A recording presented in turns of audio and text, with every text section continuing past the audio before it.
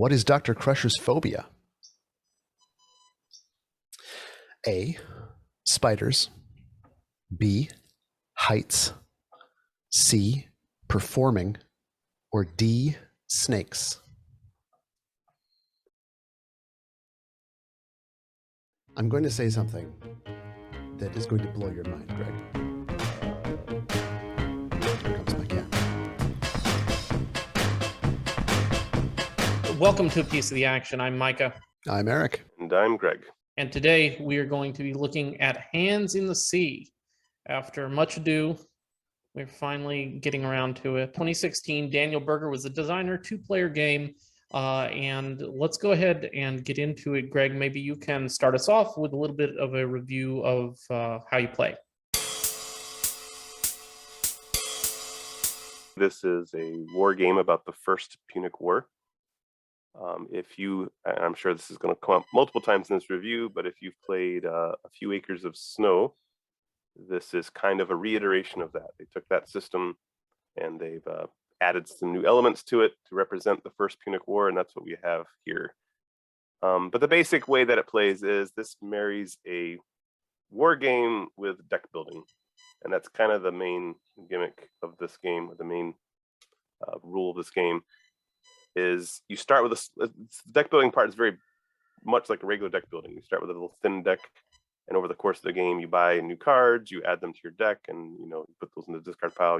Next time you reshuffle, you get those cards, but you're using those cards to basically do all your actions. If you're trying to expand out on this map, the basic goal is there's a few goals, a way to win, but basically it's a war game, so it's to beat up the other person. So you're trying to take over cities that are worth points. And as each round goes around, you get more and more points. But anyways, you're using these cards in your deck to, for example, move out and expand and colonize a certain area, or to attack a certain area where your opponent is. And those cards you can add to over time to like increase your military. So basically, this whole deck building mechanism is what constitutes all of this. One of the interesting things about the rules are as you get into new territories, so if you take over a new city, that is a card that's represented in the game that goes into your deck. That could possibly clog down your deck, but it could also have symbols on it that you need. You can also buy cards. You have your own personal deck of cards that you can buy from to add to your deck, and there's a shared deck. There's also sea battles. That's one of the things they added to this game. There's events that get drawn, randomly affect the players. There's strategy cards that you can buy that basically break a rule for you. That's the basics of it. I think there's like 26 or 27 actions. I can't remember the exact number that you can do on your turn. So I can't go into all of those, but basically it's that. It's expanding, attacking your opponent, making money, collecting money. Those are kind of like the basic concepts of what you're trying to do, but it's all done through that deck building mechanism.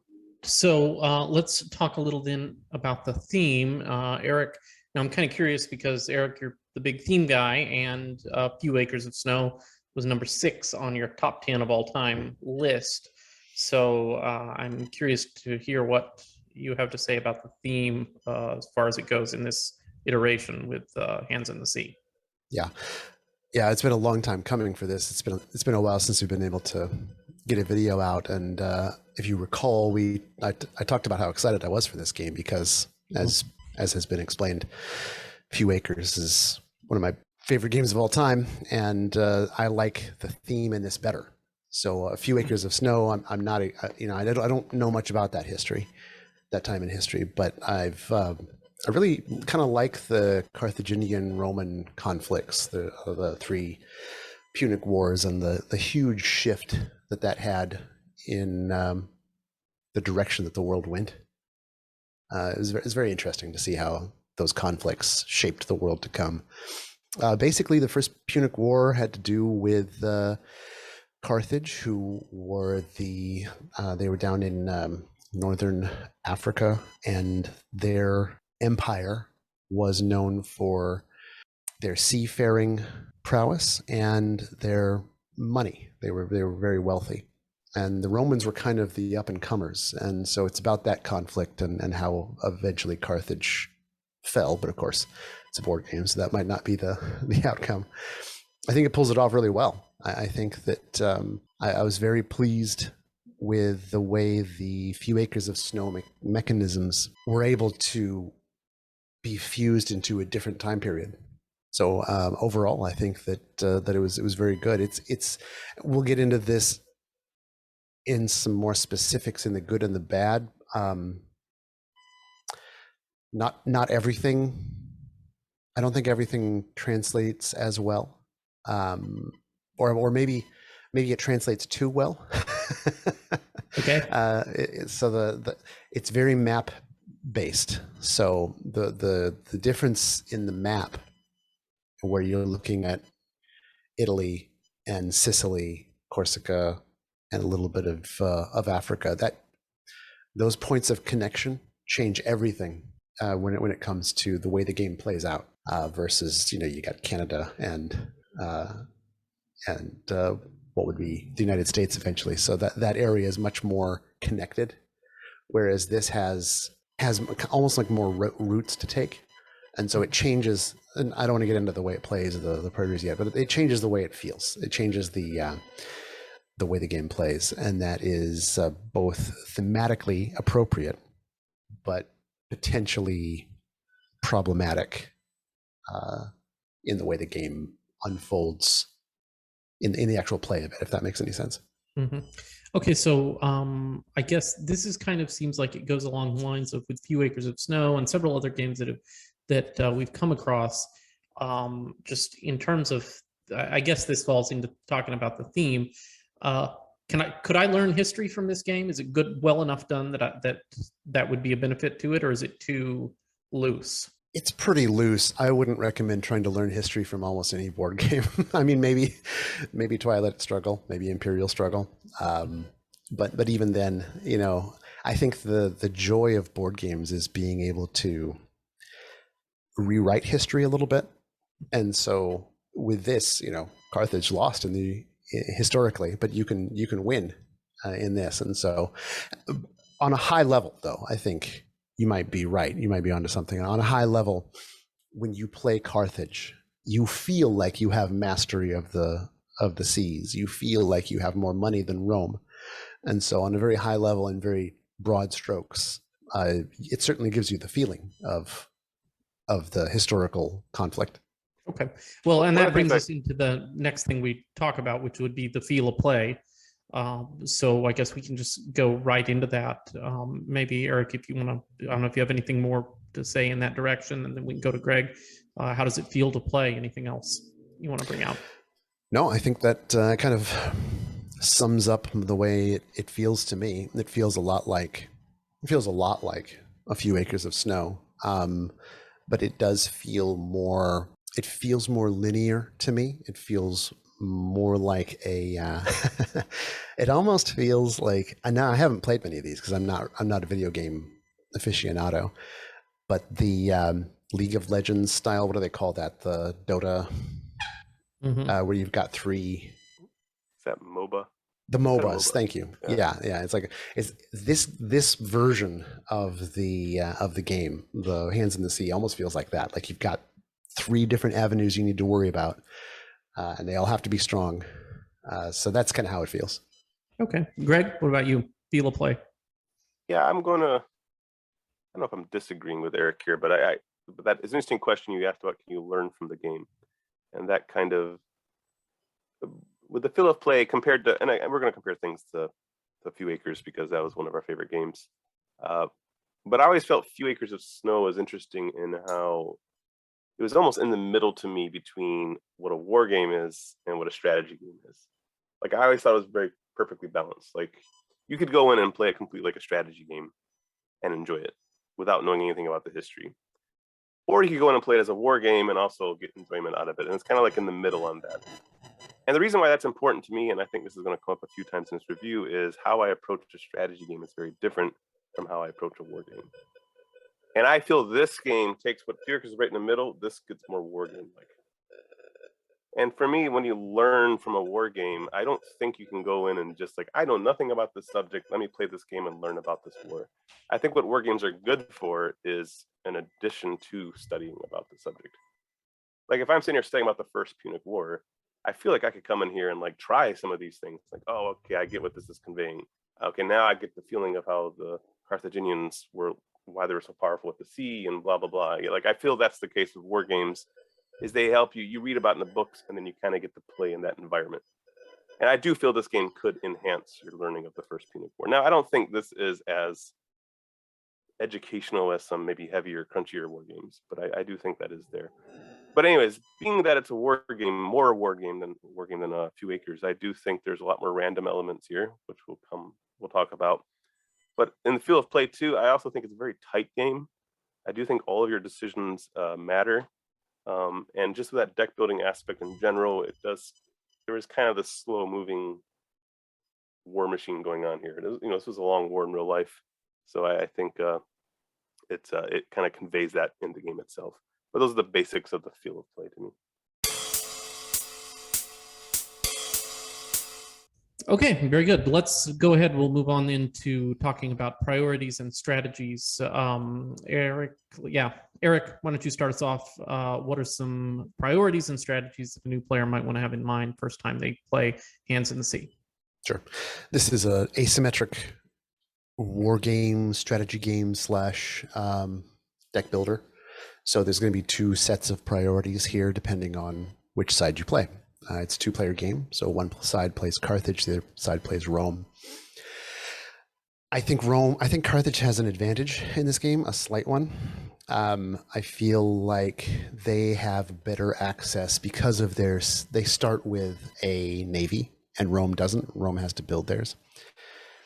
They can kind of block off Corsica or Sicily and really just start bringing in the cities. So the way, Greg mentioned it, but the way the game plays basically is you have to play a series of cards that lets you go from a place with a means of transport to another location that you can reach. And then if you succeed at taking that location, you put that location card into your deck, into your discard. That's how the deck building aspect of the game works. Eventually that card will come up and it will have symbols on it, which will let you do the same thing. It will let you activate certain powers in the game or travel from that point to an adjacent point. Anyway, so Carthage has the ability right off the bat to expand quicker than Rome. And so lean into that. If you can get more towns, if you can get one or two towns on a turn, that's your priority. You want to make sure that you go for Sicily first, and then focus on Corsica and Sardinia. So getting cities, towns in Sicily, that's your priority. After that's done, because you're going to butt up against Rome real fast. Then switch over to Corsica. You also start the game as Carthage. You start the game with a merchant card in your deck, which Rome doesn't get. And a merchant card lets you discard cards with a particular symbol on them to get money. But honestly, the more important part of that card is that it lets you discard cards. It's kind of hard to get rid of cards in your hand. It's a slow mechanism to get rid of cards. That's a big part of deck building, right? Just getting rid of bad stuff is as big as getting the good stuff in. It is, and this game, similar to Few Acres of Snow, doesn't let you do that very easily. There's no way to get rid of cards in your deck. You can only millstone as a Magic the Gathering reference. You can only millstone stuff. So it's like you can churn your deck. You can mill it. You can rotate through, cycle through it. But the cool thing about the reason that this is so important for Carthage has a special card in their deck, which is a end the round card. And the game only plays for, what is it, Greg, 9 rounds? I think it's 9 rounds. Might be more. I don't remember, actually. It's got a timer on it. Yeah. So the faster that Carthage can get through their deck, the faster the game will go. And since Carthage kind of starts with, in my opinion, an advantage to how many cities and towns they have access to, you want to just go expand as much as you can as Carthage, and then cycle your deck as fast as you can to end the game. That's what I think. For Rome, if you're playing Rome, I think it's a little harder to play Rome. So first you have to take Syracuse and you have to fight in Sicily. So those are your first two things that you need to make sure you do. Like get as much of Sicily as you possibly can. You'll notice that is a similar priority to Carthage. So Sicily is very important in the early part of the game. Is you have to get as much of Sicily as possible. Then Rome should get their navy up and running with empire cards, because they don't have any at the start, but their navy becomes stronger than Carthage's in the late game. So go with empire cards, get that up and running, and then after that, you can blockade, pillage, and win naval battles. And I think that's Rome's best strategy. So it's a lot to keep in mind. There's two different sets of priorities because it's an asymmetrical game, but those are my suggestions for a new player as what to keep in mind. Okay. Greg, what do you think? Agree with that? Anything to add or take away for priorities and strategies? I think obviously this is strategies for brand new players. There's a lot to this game, but if you're first time coming into this game, I agree with a chunk of what Eric said. I do agree that Sicily is key, and that's historically accurate. I mean, that's where the battles were fought. So you note that when you're coming into this game, focus on Sicily, because the game is won and lost there. Although obviously the entire board is important, I do think that's the core of the game there is in Sicily. And I agree with Eric to a certain extent. I don't know that Carthage has an advantage so much as they have an early game advantage. I think when you're Carthage, your goal is to right away in the beginning snap up as many cities as possible, because I think your advantage is in the early game. However, I think Rome has the potential to build a better army eventually and start pushing back on Carthage. So I think Carthage kind of wants to go for that early game win. Rome needs to, because Rome gets slowed down because they have to take Syracuse. That's like your first priority, it feels to me anyways. So you slow down there, but eventually I think you can get a better army than Carthage. So much of Carthage is bribable. I mean, we haven't talked about that yet, but you can play cards that bribe. Like if you're playing, what are they? Mercenaries? They're mercenaries. Almost all of Carthage's army were mercenaries. So that's represented by the fact that you can bribe them. Yeah. Your opponent can pay money and a bribe card, and they just switch sides. Yeah. So that's always a thing that can come back to bite Carthage. Whereas Rome, I think, eventually can build up that better. They got their legions. They can build up those much. They're much more reliable. So I think that's kind of where you see, that the timing of the game and where you can win it is different for each side. And then with the deck building, I do think it's really crucial to find the difference between the balance between a thick deck and a thin deck. Because if you have too thin of a deck, you're not going to have all the things you need in there to do what you want to do. But if your deck gets too thick, then it's going to just. There's so many times I played this game where it just sludged, and I'm just like, I can't do anything this turn. I just need to get rid of cards. Although, Eric, there is a way to get rid of. There's one of your actions is you can actually discard a card back to the Empire deck. That's true. You can thin your deck a little bit, but it slows you down tremendously. That's true. You don't want to waste a whole turn doing that. But I mean, you get these location cards; they just clog up your deck. I mean, sometimes it might be worth getting rid of it just to make your deck a little more efficient. But yeah, I mean, but finding that balance between the two is, I think, key to this game. Getting that deck probability worked out just right to have what you need in it, but not so bogged down with these random location cards that you just never get to them. And finally, yeah, I mean, each side has their own priorities. Rome needs ships badly in the beginning. Carthage just outweighs them on that. Carthage needs colonists in the beginning. So those are some things you can focus on buying, I think, towards the beginning, depending which side you're on. There's a lot more to it, but I think those are some basic tips for a new player. Okay, cool. Can I say something about that, Micah? Yes, you can. I want to say that there's the only thing I would say in response to Greg is that the reason I think that Carthage does have a full game advantage is that, yes, they do have, I agree with everything you said, except they have that ability to rush the game. So Rome doesn't have that. So Carthage can get the early points, like you said, and then can focus on rushing the game. And that's why I know I'm not saying it's game breaking. Maybe it is. I don't know, but I don't think it's game breaking. But Rome doesn't have any way to fight that because it's just something that Carthage can do on their turn. So they're going to get a bunch of Corsica, Sardinia, and Sicily, and then they can just discard merchant, their way through the deck and time out the game. Maybe, and maybe. I mean, I'm not an expert in this game. We don't know. Yeah, we're not experts. I feel like Rome's goal is to withstand that early barrage, and I think if they can, Rome can win easier in the back end. But how? Obviously, I don't know if one side's balanced or not, but it felt balanced to me. Okay, I'd be curious to see like if anybody who's watching this that has played a lot more than we have, what do they think about the balance of this game? Because it's more complex than a few hands, a few acres of snow.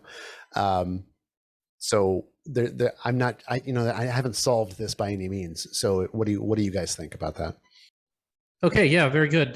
So yeah, let us know below if you have an opinion on that. All right, let's go ahead now and get into the good part, the good and the bad. What do you guys like and dislike about hands in the sea, or as Eric would call it, a few hands in the snow?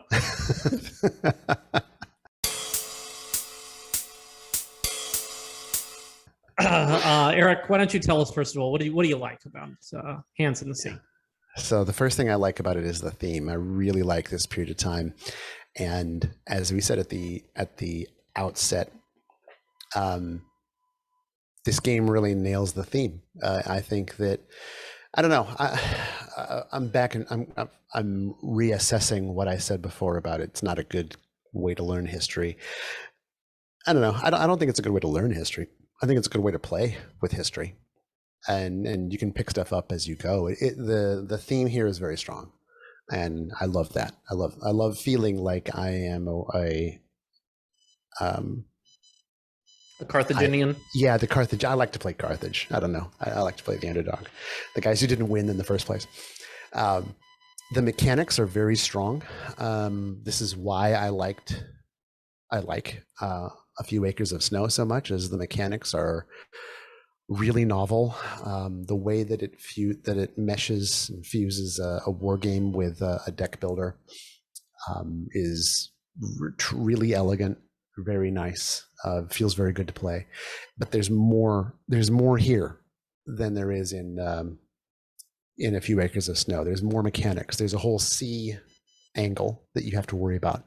There's empire cards, not empire cards, strategy cards that didn't exist at all in a few acres of snow.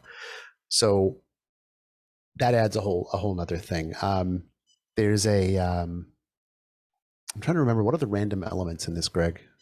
There's like the rolling of the dice for the war battles, sea battles they added, and the event cards. The event cards. That's what I was trying to remember. Those are probably the most random new things. Yeah. So the event cards are there's more mechanics there.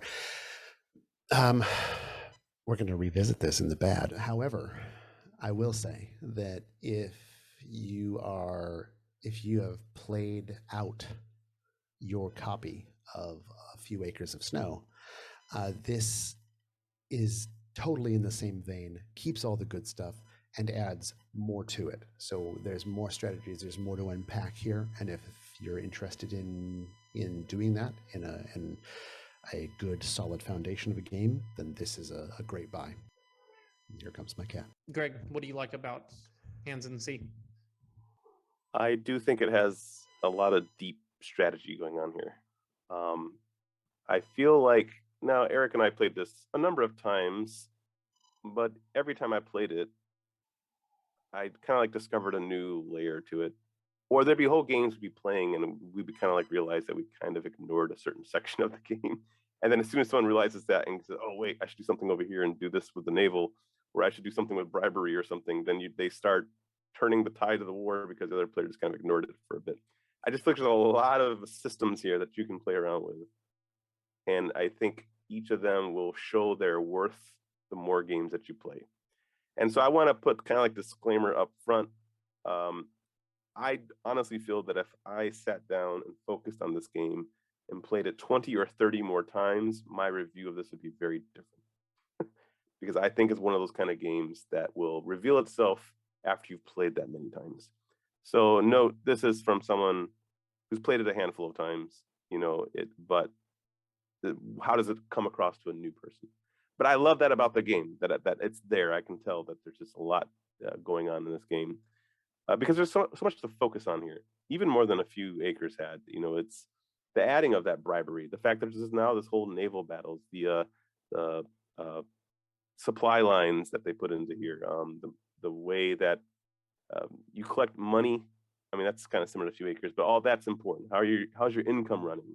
How are you dealing with these raids that happen? The raids are like super powerful things that happen. Same in a few acres, where people can just play a card and basically take over your city without actually having to fight you, which you can stop if you have like the right card in your hand. But all of that's like things you got to think about. It's like, I got to craft this ultimate war machine in this deck to combat every single option. And then that's just really cool to me, that there's all of those strategy factors to think about. I also think every decision matters in this game. Like, every decision is pretty tense. What you put into your deck, you're going to see that card multiple times, so that's going to affect you over and over again. So all the decisions matter. And because of all that, I do feel like they were able to compress to me, this feels like a big old 7 to 8 hour game that they have somehow compressed into like 3 hours. I feel like there's that much decision making going on in this game that it just feels a lot longer than it actually goes. And I just think that's pretty awesome. Is that accurate? The playtime on there, it says like 90 to 120 minutes. Is that about right? What you guys had? 120? Wow, that's short. I think 3 is more accurate personally, but what is it? I think 3 hours is accurate to me. I think if you got good at it, maybe if you're really amazing at this game, you can get it to 2 hours. But I think 3 hours to me feels more. 3 hours sounds right. Yeah. Yeah. Well, it says 2 hours fast. Is the high end. It says 90 minutes to 2 hours. 90 minutes. I don't know who you people are, but you're insane. I don't know how you get this. But maybe, I don't know. Maybe you're really good at Carthage and just bulldoze Rome. I don't know. Okay. We'll but anyways, yeah. So yeah, but either way, 3 hours is not long at all for a war game. That's a really short end of the war game. So but the fact that it feels like a bigger war game, I think is pretty awesome. Well, I think they got that because of the timer. The timer didn't exist in a few hands. Why do I keep saying that? A few acres of snow. It just went on until a win condition. But so one addition to this is that timer of like, I think 9 rounds. I don't remember. You asked that before. I don't remember still. No, I'm just saying that that didn't exist at all. Whatever the count was, it didn't exist. So that's why it's able to compress that. But a few acres never went overly long either. That was also a 3 hour, 2 hour game. I think few acres is even shorter, honestly. But either way, it just feels like there's a lot of decision making going on here, and there's a lot of like systems here, and it just feels shorter than it actually is. For what it is, right? For what it is, yeah. Anyways, another thing that's nice about a few feet in the sand is the fact that if we going back to a few acres. Now, one of the things about a few acres that everyone knows is notorious for is there's some broken strategy in it, right? That I both do not look at strategy articles, and I'm also dumb, so I haven't figured it out yet. But there's always that idea that if I play this game too many times, I'm going to figure out what that strategy is, and the whole game's going to be broken for me. I don't think that's the case here. So if you're like, hey, I like few acres, but I'm worried about that whole Halifax Hammer thing, well, I don't think this game has that in it. It doesn't seem like it to me. I haven't heard anything like that. In fact, it was designed to not. So that's one of the reasons there's 2 reasons this game was made. One was because it was out of print, and the other was to fix the Halifax Hammer issue. So I hope they did that. I don't know. I'm with Greg. I haven't read what Halifax Hammer is, and they fixed it by moving it out of New England, where Halifax. It's not. Yeah, exactly. Yes, Halifax does not exist here. In Carthage. So. It's the Syracuse Hammer. Yeah. Yeah. So that's part of it too. Like, I think that being said, I think just in general, this game has a lot longer shelf life and more replayability probably in the long term than a few elbows in the grass has. So right. Okay. Sorry, but okay. I'm feeling attacked. A few. One other point I do want to talk about is the theme. Actually, this is something I really appreciated in A Few Acres, and I really like it here. I think both of these games actually has the most thematic use of deck building I've seen. It's not just a mechanism, but it makes sense and for the theme, and the way that it implements it is just amazing. I love it. First thing, whenever you like, hey, I need more troops. Especially in these older wars, it's not like they could just like get on their cell phone and the troops would just teleport there. It took time. Like you had to send a messenger back, and they had to like scrounge up all these people. So that's how the deck building goes. Like, hey, I want more troops, or I want this fortification, or whatever. You buy that card, it goes into your discard pile, and you're not going to see that for a few years. You know what I mean? So it's this whole long-term planning that I think exists in the war, and that's just a natural benefit that you get from deck building. And then in addition to that, as you start taking over more and more of these towns, those cards go into your deck, and that just clogs down your machine, and that feels accurate. And that's just a natural benefit of deck building. It's not like an extra rule. It's just now I got all these little dinky towns in my deck that don't do me a lot of good, and I just feel more inefficient now. All of that just comes naturally with that deck building, and I think that's great. I love that aspect of the theme. So that's pretty cool. I have a question. Sorry, I have a question for you there. So, because we raved about the deck building for A Few Acres of Snow, deck building in Hands in the Sea, better, worse, exactly the same? I'm going to talk about that in a future section. All right. But I will say it's pretty good. It's pretty good. Yeah. Okay. That's it. Those are the main three things. I think that the deep strategy, it's replayable, no worrying about a broken strategy, and a very good theme. Yeah, I mean, I'll be honest with you. I'm a history noob, so I like the Second Punic War better. Because I mean, you've barely been alive through any of history. but I do like the First Punic War. The Punic Wars in general were pretty cool. But. Okay. All right. Well, let's go to the other side then. What do you guys not like about it? Greg, we'll go back to you. What do you think you could have done better? Well, since we just talked about that theme, I'll talk about that right now. I do think the theme in this is really good, but I will say this just could be me and my lack of understanding of the game and lack of understanding of the history of everything, because I know just a very surface level of history on this. But I did feel like the deck building mechanism, as cool as it was, worked a little better in that guerrilla type warfare of the French and Indian War. It just felt like a more of a natural fit to me. Not to say it doesn't fit here. I think it does too.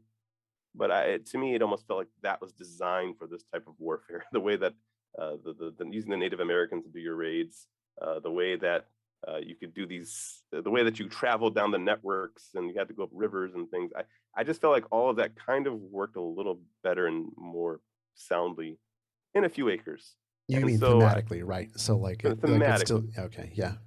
Thematically, I just felt it lended itself to that theme a little bit better.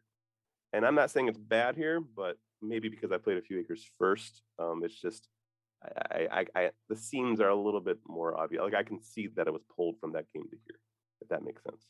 It's not a knock against the game. I did want to point that out, though. I do think that was a little bit better implemented than A Few Acres. But what I do want to talk about, I guess my main thing, is what they added to this game over A Few Acres, and was it worth it? I've already said that this game is a little bit more of a war game than A Few Acres, which is fine. I enjoy a war game. But at the end of the day, I'm more of a strategy game fan. But if I'm going to do a war game, I need to flip on the switch, my war game switch, and approach the game from a learning experience, because I do play war games to learn.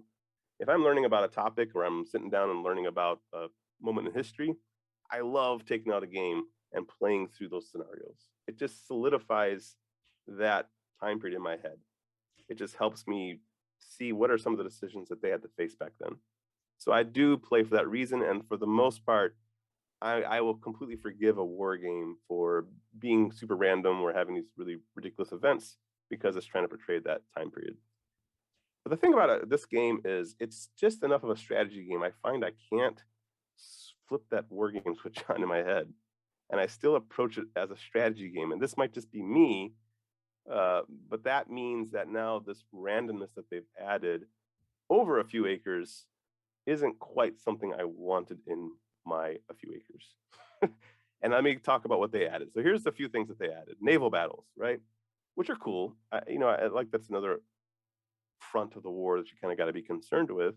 But they just added rolling dice. And I don't like dice rolling as a conflict resolution. I just don't.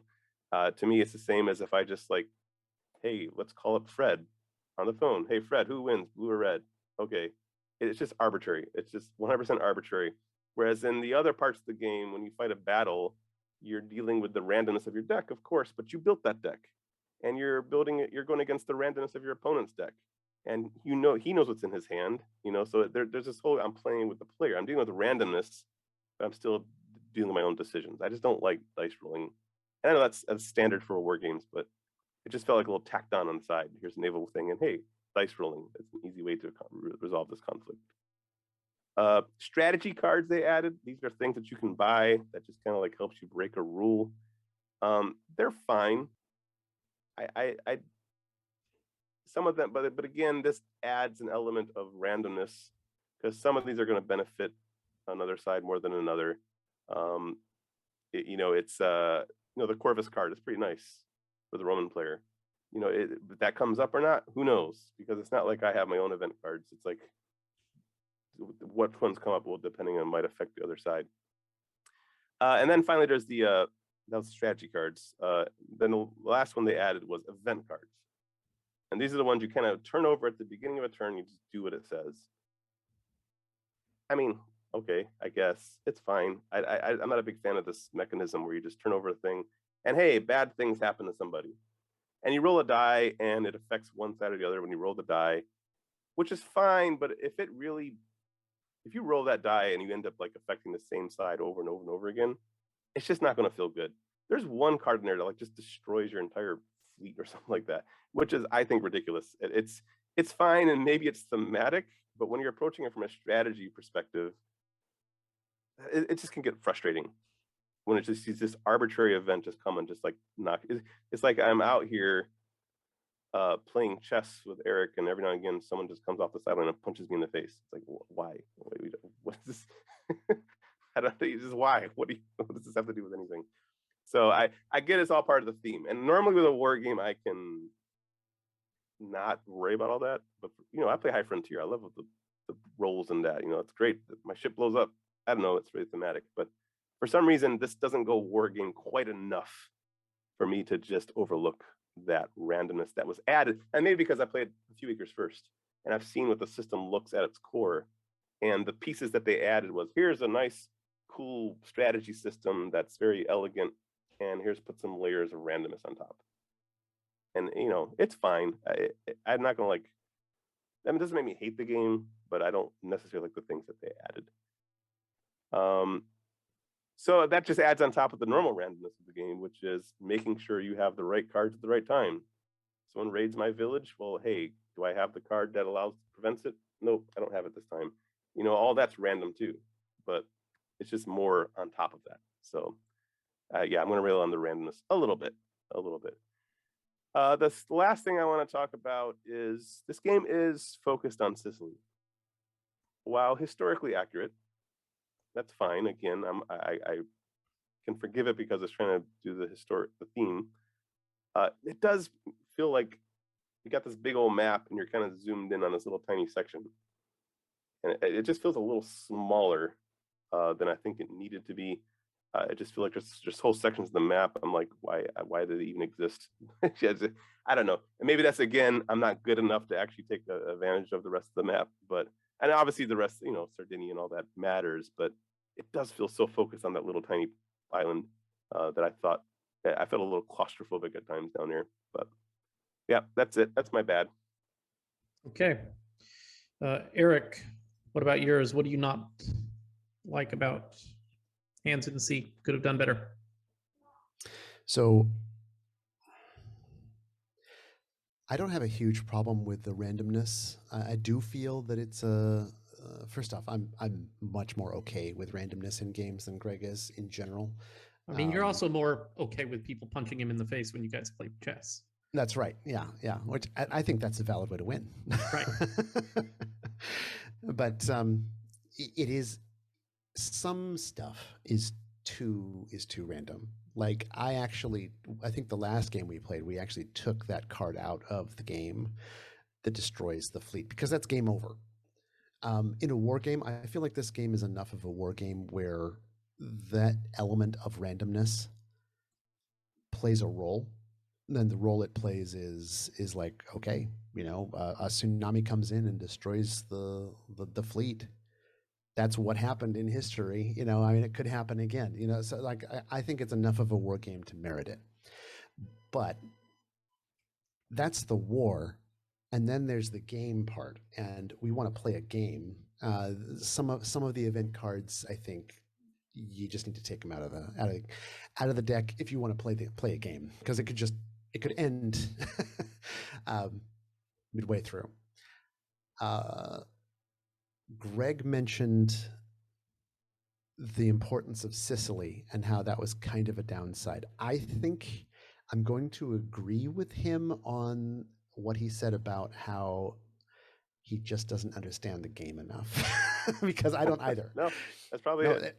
that's the thing. It's like I don't either. I think that this game will is like an onion. There's going to be more to it as time goes on. I don't understand it well enough. However, as a noob, you should know going into it that it's going to feel like a MOBA. It's going to feel like you've got three directions and you have to protect them all. But the most important one, the center column, is Sicily. And to me, that felt like, and this is going to sound like a good thing because I like World War I games, but Sicily felt like the Western Front to me. It felt exactly like the Western Front in a World War I game. I can see that. Yeah. Where you have to rush Sicily and then you make no progress. You just kind of like, you just have to stalemate there.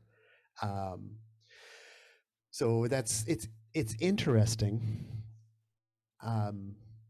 But as someone who's coming into the game, I think there's a bigger buy-in here where I think there's more to this game. I think like that can be broken by good play on the seafront, or maybe even mitigated by taking all of Corsica and Sardinia. But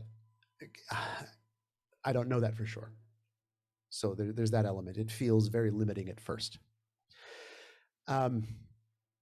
What else? I do feel like there's a Carthaginian advantage, and I don't know how big it is. But I do feel like there's a Carthaginian advantage in the whole game. If that's true, that would knock it down a peg. But again, I'm not an expert here. So let's get to the stuff that I'm pretty sure I don't like that is actually relevant.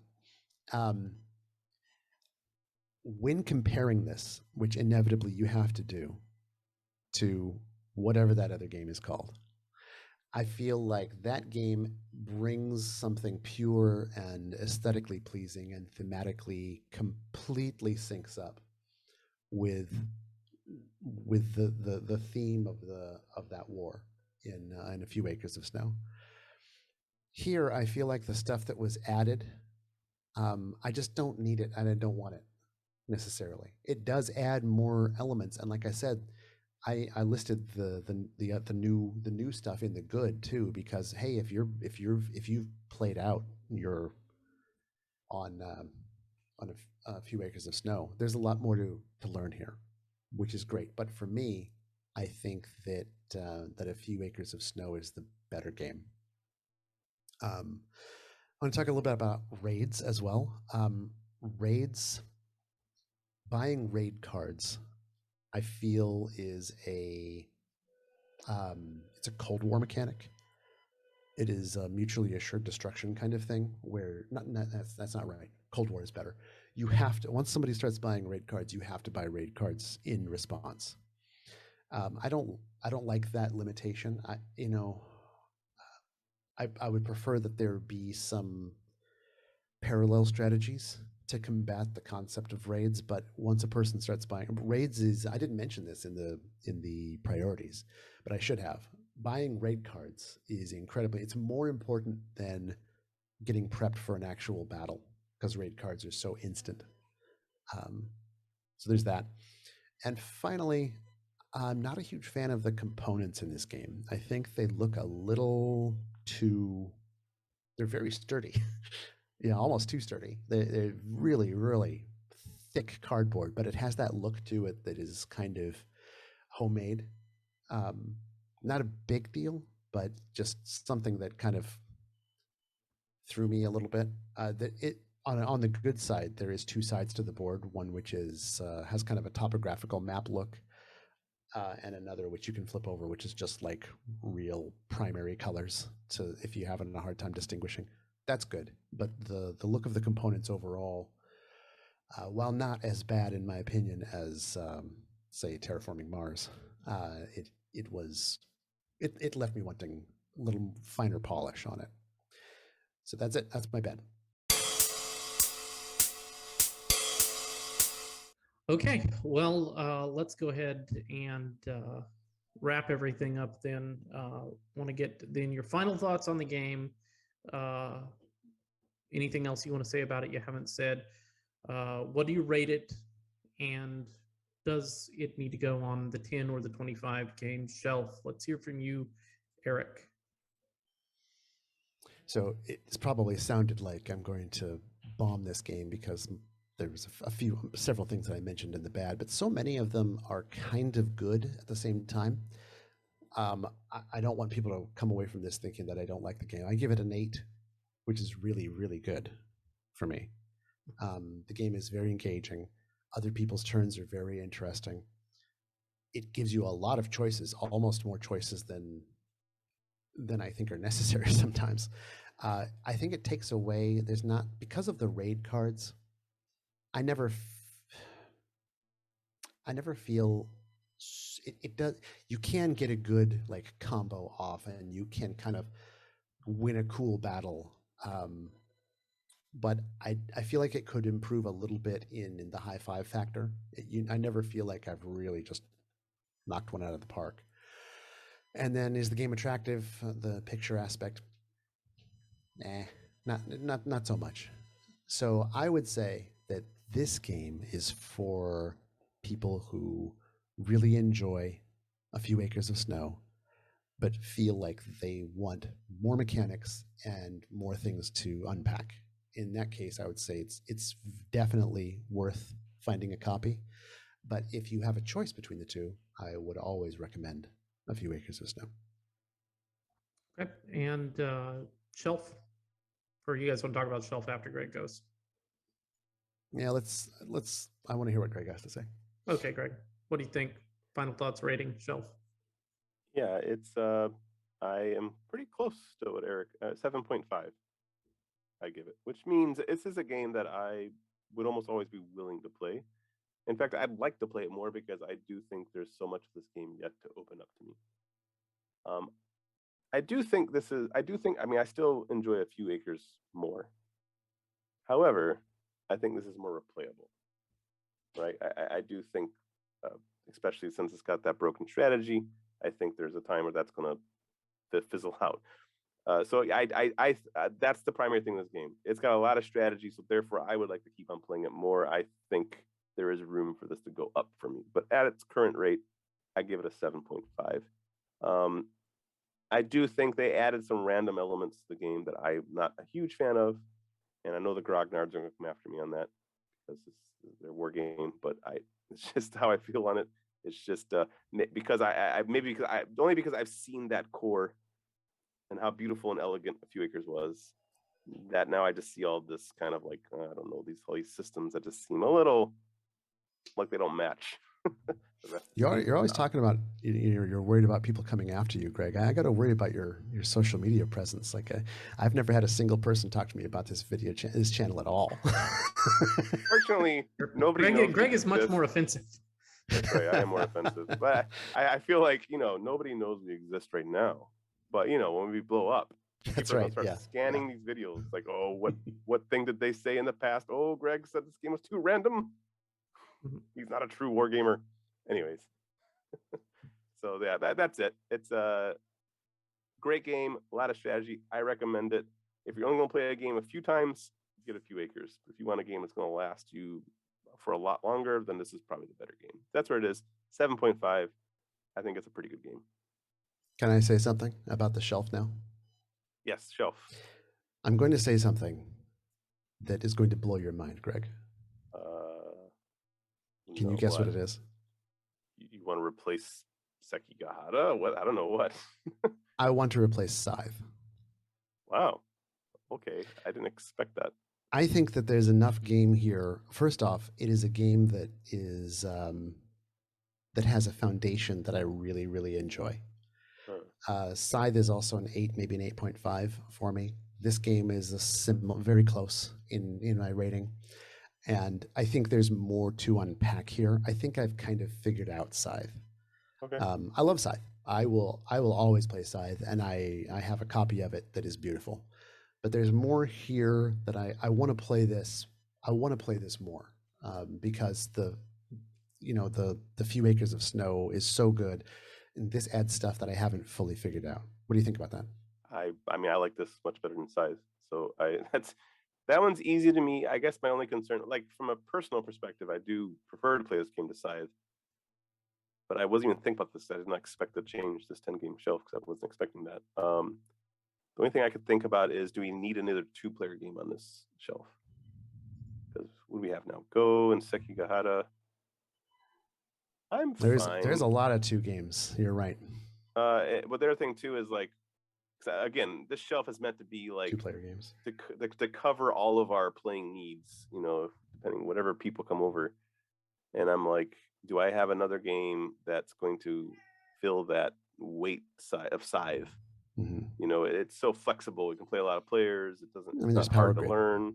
Whereas this is only a 2-player game that's a bit heavier. Power Grid's easy to learn. It plays a lot. That's true. I mean, we do have Power Grid. Agricola's there still. You can always play the family version of that. And you always got like code names in the crew. I'm fine. Yeah, Estates is there. I get rid of Scythe. I think. Sure. I think our shelf can hold this game. I wouldn't want too many other big, heavy 2-player games on here, but I think it can hold. Right. I think this is the limit for 2-player games. What do you think about the 25? 25 game. I let a lot of stuff go here. I mean, I feel like it's got to kick something off, right? It's rated so definitely going to kick something off. Stuff on there that you like. Definitely going to kick something off on 25. Terraforming Mars is certainly in my sights. I really don't like that game. I like Terraforming Mars a little better than you did, but I'd be okay with kicking that off. I'd also be okay with Azul. I would be okay with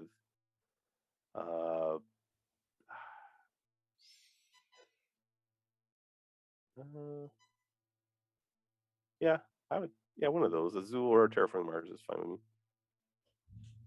Dune Imperium, maybe even.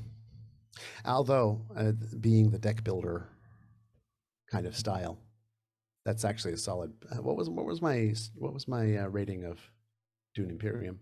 I think I gave Dune Imperium a 7, so I like this one a little bit better. But I don't know. Terraforming Mars is fine. Yeah, I like Dune Imperium a lot better than Terraforming Mars. Yeah, well, when we pick up Terraforming Mars, that's fine. I wasn't a massive fan of that game. Yeah, it plays about the same. It plays about the same amount of time. Yeah, and this is a better game. So, and I wouldn't play Terraforming Mars above 3 players anyway. So it's not like we're losing a massive player count. So, yeah, that's fine. Let's kick off Terraforming Mars. Cool. So, a double winner. Goodbye, Scythe from the 10-game shelf, and Terraforming Mars. Goodbye forever. And what are we going to play? What are we going to consider next time, guys? Have you thought about that? We are starting to get, I should mention, if you want us to review something, we'll put a link in the description for where you can go and suggest games for us to recommend. And scrolling through that list, there are a few games in there that people have recommended. It's starting. We're starting to get a little bit of a runway in front of us of games that we're going to need to do. So, feel free to follow that link and check it out and let us know what you would like to see us review. But what are you guys thinking for next time? I don't know. We've been talking about Through the Ages. Is that even on the list that people recommended? Sure. So at the moment, we reviewed Antiquity of the States. 1830 has a 3 request. Hands in the Sea had 2. We're done with that. Imperial Struggle has 2. PAX Pamir Second Edition has 2. Yeah, that's that would be cool. I would to play. look for. I would love to play that game. Yeah. So those are all possibilities, and so we got. So I would be very interested in playing an 18xx game. I very much want to play Imperial Struggle with you, and I want to play. I think Greg is pretty excited to play Through the Ages, though. Well, the reason I say Through the Ages is because I feel like that'd be an easier review because we're so slow in our reviews nowadays. You only need one. You said you only need one play of that. Absolutely. And then we could review it, and I can review it now if we had to. So I feel like that would be an easy one to get reviewed, whereas some of these other ones like PAX Premiere, which I would love to try, would require us to sit down and play it multiple times. Right.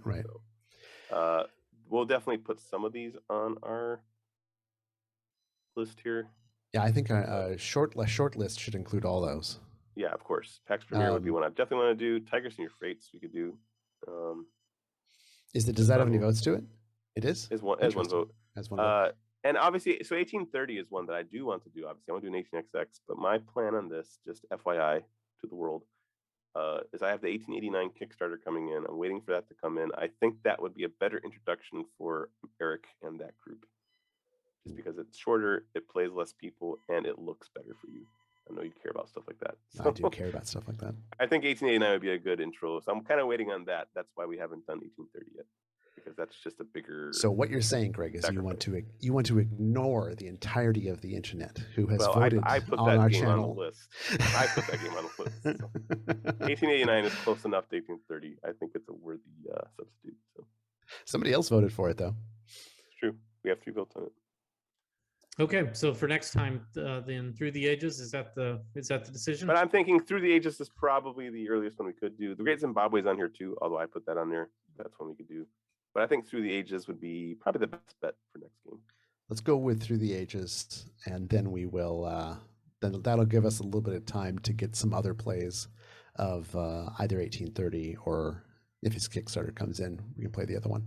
Yeah, you guys should check it out and start getting in some plays of some of these as you have opportunity for some of these ones on the list because they're gonna come. So, okay, all right, cool. Until next time, we'll look at Through the Ages, and please, if you like these types of long form breakdowns, please do subscribe to us if you haven't. Leave us a comment as well. That kind of stuff helps us out. And until then, this has been a piece of the action. Wow, I feel like I should know this one. It wasn't performing because she was like the dancing doctor, right? Well, I wondered. Yeah, she was a dancer, but I wonder if that's like, if you know how they had like these moral things where it's like, yes, that was my phobia. I was terrified of it, and I got over it, and you should too, kind of a thing. I feel like I want to say heights.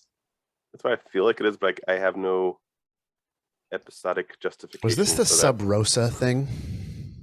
Oh no, there was an no, episode that was, where somebody that was the one with her grandmother. I don't think anything phobia happened there. I don't know why I want to think heights, but I don't know. You know, this might have been the one before we started. Think snakes. Snakes? No. Before we started recording, everyone. I think it was before we started recording. Greg, you mentioned, or Micah, you mentioned the one. Oh, it was the REM sleep thing. We were talking about. Yeah, I was talking about that. Yeah. Was that the one where people were having nightmares? I thought that was the one where they were getting stolen away in the night, and so therefore they were never. Oh, that was the clicky things. Yeah, you're right. Maybe it's related to the clicky ones, but no, I don't know why. I want to say heights but I don't have like a justification for that. That's just a guess. Yeah, that was my first guess too. I feel like I vaguely can conjure some scene of like pressure on like a high platform or something. Yeah, that's like I'm thinking like she's in the Jeffrey tubes or something. But I can't. And she's looking. Okay, I don't know. I'm going to go with spiders, because it might have been the episode where Barkley devolves into a spider and she's terrified of him. I can't remember. That's kind of ringing a bell. I don't know if that's true or not. I don't remember her being in that scene. Spiders are scary. They're scary. Let's go with heights. We'll see if that's true. No, that was true. She's afraid of heights. Okay. I wonder what episode that's explained. I don't know. It's in my head somewhere, but now I'm curious. But it'll take me a while to look it up. But that's what editing is for.